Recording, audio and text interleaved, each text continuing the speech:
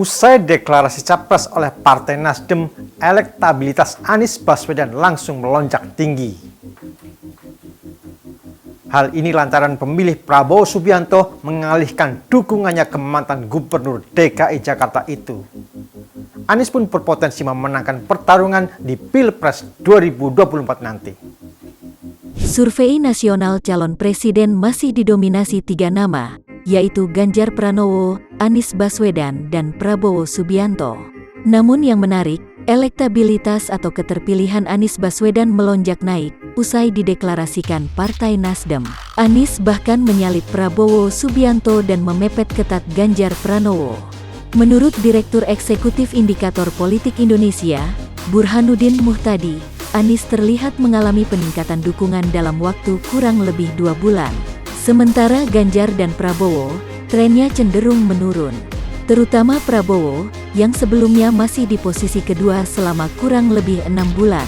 Sementara nama lain, masih jauh dari harapan. Hanya Ridwan Kamil yang angka dukungannya cukup tinggi. Tapi itu pun masih kurang dari 10%.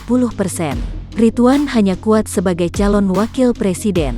Burhanuddin Muhtadi kembali menegaskan, sebelum dideklarasikan sebagai capres, elektabilitas Anies tak pernah melampaui Prabowo Subianto. Namun, pada November tahun 2022 mantan Gubernur DKI Jakarta itu berhasil meraih elektabilitas 24,2%, lebih tinggi dibanding Prabowo yang hanya meraup 17,9% suara responden.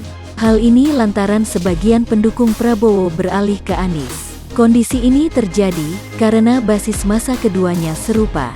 Perpindahan dukungan ini lantaran Prabowo dinilai merupakan tokoh lama yang telah berkali-kali mengikuti Pilpres. Sehingga, ketika muncul tokoh baru, publik mengalihkan dukungannya. Menurut beberapa pengamat politik, elektabilitas Prabowo turun karena dia tak banyak bersinggungan langsung dengan masyarakat. Prabowo kini menjabat sebagai Menteri Pertahanan di Kabinet Indonesia Maju. Berbeda dengan Anies yang pernah menduduki kursi Gubernur DKI Jakarta. Sampai saat ini, Pilpres 2024 diprediksi bakal berlangsung 2 putaran.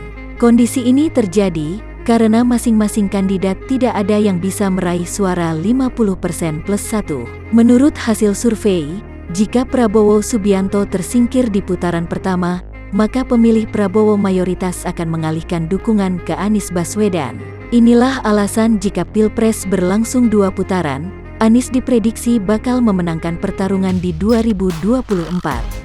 Sejauh ini hanya Anies Baswedan dan Prabowo Subianto yang sudah diusung partai politik yaitu Nasdem dan Gerindra.